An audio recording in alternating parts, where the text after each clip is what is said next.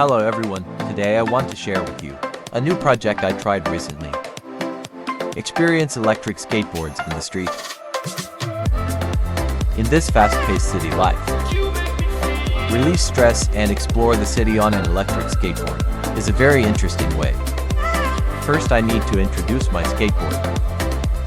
I am using a Veymax X4 electric skateboard. It's extremely stable and very easy to maneuver. And it's Veymax's newest entry-level product, the most cost-effective electric skateboard on the market, very friendly to novices. Next, I want to share some interesting places I rode. I often go to some lively neighborhoods in the city center. For example, the street you see now. Here I can feel the energy and rhythm of city life. This street is full of art. Fortunately, there were not many people at that time. We can explore the city more freely.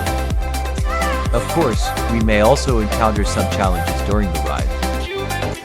For example, in places with unfamiliar road conditions, we may need to spend more time to find the correct route.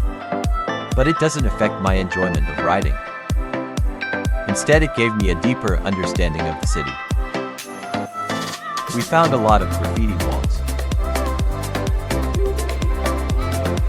There's nothing cooler than this.